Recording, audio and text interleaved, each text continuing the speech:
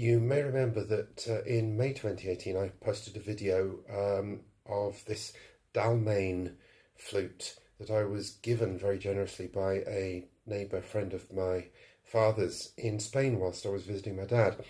And it's a 1830s, 1840s or therehaabouts English-made flute. Goodness knows how it ended up in Spain.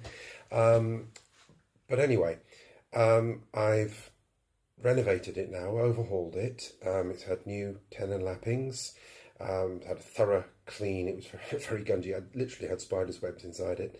And it's been properly, thoroughly oiled, particularly internally. It's had a new stopper cork. And the key, which as was, had snapped off. There was just the pad flap part of it extant, and it had snapped off just on the touch side of the pivot pin.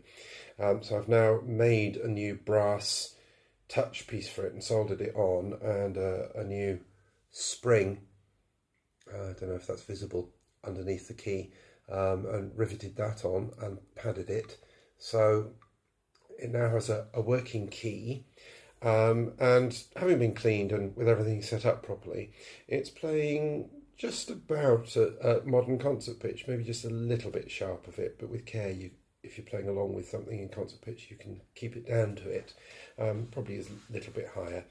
And it's a really nice flute. It's got a lovely strong tone, although it's quite small holed and small embouchure hole.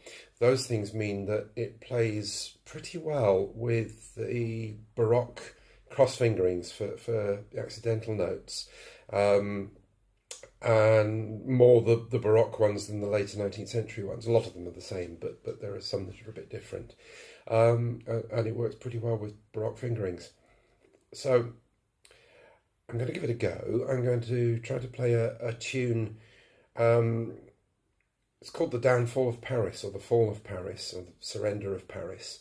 Actually, we're referring, in theory, to Paris of Troy, but with a hint at Paris the city, because it's a tune from the French Revolution / Napoleonic War era.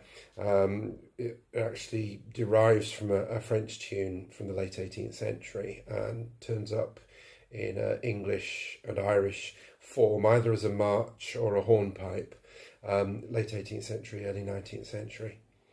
I'm playing it in a modern Irish traditional music style. I'm not pretending to try to play it in a period style.